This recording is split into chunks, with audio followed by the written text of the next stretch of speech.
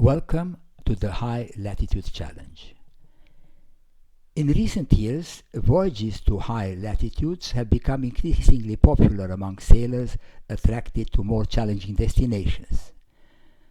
The most popular among them, Svalbard or Spitsbergen and the Northwest Passage in the Arctic, and at the other extreme, the Antarctic Peninsula, recorded in 2024 the largest number of visiting yachts in any one year, 55 to Svalbard, 18 through the Northwest Passage, and 22 to Antarctica. Among the three boats that had transited the Northwest Passage, these boats were all Garcia Exploration 45, exactly the same design as my own Aventura 4. I transited the same Northwest Passage on Aventura 4 in 2015. And earlier this year, the current owner of my previous Aventura 4 completed a voyage to Antarctica. It was the voyages of those four Garcia Exploration yachts that gave me the idea of creating a route that would combine those two extreme destinations into one long voyage that would take advantage of safe seasons and favorable winds along the entire route. And this is how the Exploration High Latitude Challenge project was born. Two essential factors that were taken into account when planning this challenging route were the most favorable times to sail to Antarctica and the transit of the Northwest Passage.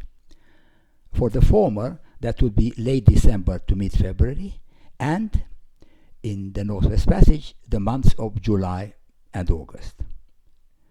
Equally critical are the prevailing winds along that route, as well as avoiding the tropical storm seasons in both hemispheres.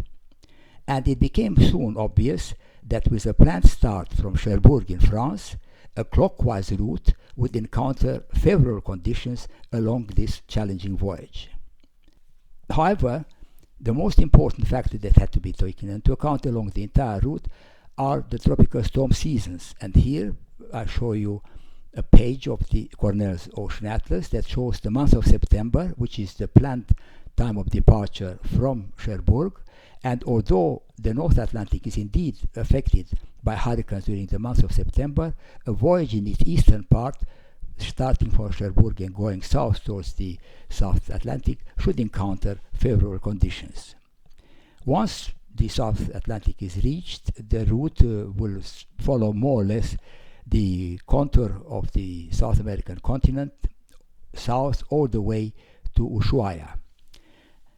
Having been to Antarctica and returned successfully through the Drake Passage, we're now continuing following the route and only looking at the risk posed by tropical storms, sailing north from Ushuaia through the Chilean canals and southern Chile. Indeed, in the month of April, the tropical season in the western part of the South Pacific is in force still, whereas the eastern part is free of any tropical storms. The same can be said also about May. If the voyage from south to north into the North Pacific has been delayed, this is still a safe season to sail to Easter Island and then continue into the North Pacific. However, once we reach in the month of May the North Pacific, there are indeed tropical storms on the eastern side, hurricanes of Mexico and Central America, and the typhoons in the western part of the North Pacific. However, a voyage from Easter Island, crossing the equator and continuing to Hawaii would encounter favorable conditions in the month of May and also in the month of June, although in recent years hurricanes have indeed reached as far west as Hawaii, so this must be taken into account if the voyage is slightly delayed and this area has to be transited during the month of June. By July, the situation does become critical because the hurricanes of the eastern North Pacific and the typhoon of the western North Pacific have almost merged. So from June onwards, a transit of this area, a voyage northbound from the equator, has high risk and should be avoided. Having considered the tropical storm seasons both in the North Atlantic and South Atlantic and in the South Pacific and North Pacific, we can now go to Cherbourg to the start of the High Latitude Challenge. And leaving from this port in western France, which is the home of the Garcia yachting, and my own boat and all the Garcia yachts were built and continue to be built, we shall now consider the wind and weather conditions along the route of the High Latitude Challenge. From Cherbourg to La Coruña across the Bay of Biscay, the winds in September, when the start is planned, are reasonable, as you can see on this windgram, which shows the strength and direction of the winds. The winds are mixed. It will be maybe a bit close hauled, but basically they are either on a broad reach or actually running. With the force of the wind shown on the Beaufort scale, with dark blue being force 4, force 5 being light blue, and force 7 being green. Having crossed the Bay of Biscay to La Coruña, there are very good facilities there to prepare for the next part of the voyage, which would take us south to the Canary Islands. During September, October, the trade winds are perfect because we will enjoy northeasterly winds throughout the whole passage from La Coruña to the Canary Islands. Again, winds can be quite strong, force 4, 5, or even 6. And then we arrive in Las Palmas de Gran Canaria, the place where the ARC starts every year, the ARC Transatlantic Rally, and which I know very well. And here we can prepare for the continuation of the voyage into the South Atlantic, because there are very good repair and service facilities in Gran Canaria. We'll continue south to the Cape Verde Islands, and again we will have very good winds. By now it's probably October, and the winds are still from the right direction and for reasonable good force 4 or 5. And Mindelo in the Cape Verde Islands on the island of St. Vincent has a very good marina, again a very good place to prepare the voyage for the continuation south across the equator into the South Atlantic. From Cabo Verde to Fernando de Noronha, which is a small island off the northeastern part of Brazil, and it's an excellent place to stop briefly and clear formalities for Brazil. It's a very good anchorage there, and there is a small station only for customs and immigration. From there we'll continue south along the coast of South America to Rio de Janeiro, and in October the winds should be very good, mostly winds from astern, that will take us all the way down to Rio de Janeiro. Again, we'll be probably welcomed in Marina Gloria, which has very good facilities in this wonderfully situated city. And then the voyage continues south to Argentina and Mar del Plata. Again, at that time of year, the winds should be quite all right. October, maybe November, we'll have mostly winds from astern, but also some winds on the beam. Having reached Mar del Plata in Argentina, a place with very good repair facilities and other services to prepare for the continuation of the voyage south towards the Magellan Straits and the Beagle Channel, and Ushuaia, which is also in Argentina, and is the place to prepare for the transit across the Drake Passage. The winds are a mixed bag. Some of them might be a bit close, but generally speaking, by late October, more probably in November, the winds are mostly favorable. Having reached the Beagle Channel, we have now reached almost the southern point of South America, and we proceed to Ushuaia, which is the place to prepare for the transit of the Drake Passage to Antarctica. In order to sail to Antarctica, all the boats must call first at Puerto Williams, which is on the southern part of the Beagle Channel, and it belongs to Chile, because this part of South America, and certainly part of the northern part of the Antarctic Peninsula is administered by Chile. So boats have to clear in and out of Port Williams on their way across the Drake Passage. An interesting place to spend some time before sailing across the Roaring Forties is the McCalby Yacht Club. This McCalby is a very old boat that now acts as a yacht club, and this is where you will meet other like-minded sailors preparing to sail to Antarctica, and you will be able to celebrate on your return from Antarctica your successful voyage to the Antarctic Peninsula. Sailing south from Ushuaia to Port Locroix, I took these 2 points. Port Locroix is on the Antarctic Peninsula. The winds are quite strong. Some of the beam, and that is the beam is actually caused by those roaring 40s. The winds are quite strong. You see, it's quite a bit of winds are force 5, 6, up to force 7, but at least they are for the right direction, and we should make a passage across the Drake Passage, or maybe of 5 or maximum 6 days.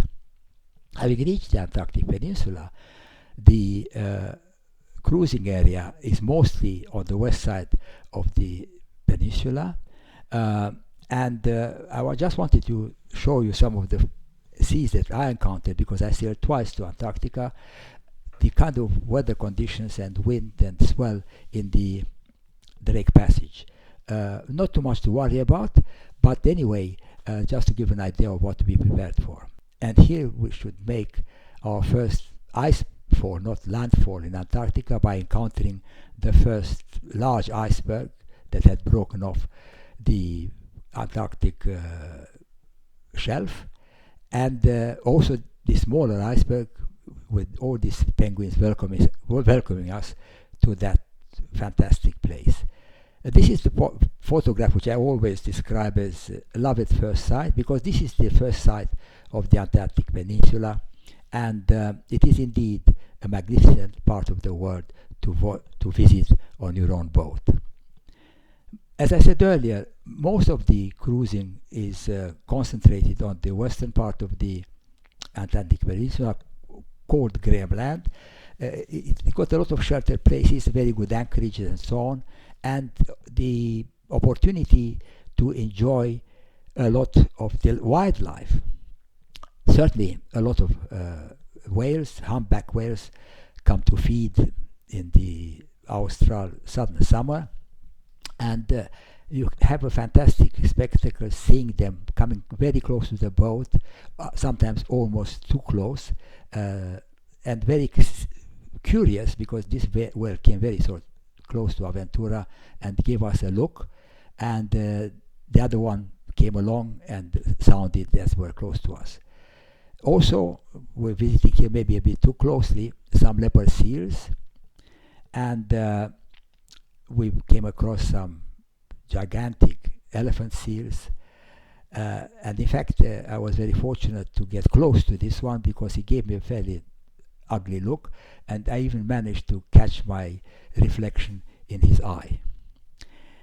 The anchorages are all spectacular with a lot of penguins. It is indeed, in some ways, the most spectacular cruising area in the world. We're here in this protected anchorage close to a glacier, and this is another spectacular anchorage which we took shelter with Aventura. It's called Port Circumcision, and surviving here a very bad storm, but in perfect shelter, because having a centerboard boat was an advantage. We could pull up the centerboard. We anchored in very shallow waters, and there was a very big storm, but we managed to overcome it without any problems.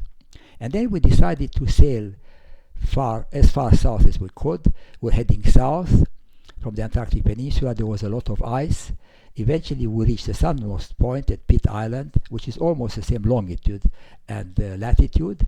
This is the most southern point that we will probably reach, and indeed it was true, because during that night we had a big storm. The boat was covered in snow and were frozen in, and that was a worry, because by now it was February, the end of the safe season, and if that ice would set would have a problem getting out of it. But we're very fortunate. We managed to break away, and this is our last day. We're sailing out under Spinnaker, leaving Antarctica on our way to Cape Horn. And this albatross is bidding us farewell from Antarctica. Sailing across the Drake Passage is somehow more difficult than sailing south, the winds being prevailing from the west or northwest. But the worst part of it is that although the winds are still fairly strong, but from the right direction, as we approach Cape Horn, there is an area of shallows, and we knew about it, and we were very careful to heave to, which we did. And a storm came through, force 6 or 7, and it veered slowly from northwest to north to northeast. And the following day, we made landfall at Cape Horn under our spinnaker. We anchored with my son Ivan off Horn Island. We landed and visited the caretaker who lives on Horn Island with his family, very close to the old lighthouse, because now there is a new lighthouse, and also managed to visit something quite memorable. This is the chapel that had been erected and built on Horn Island from driftwood in memory of all the sailors who have lost their lives in those treacherous waters.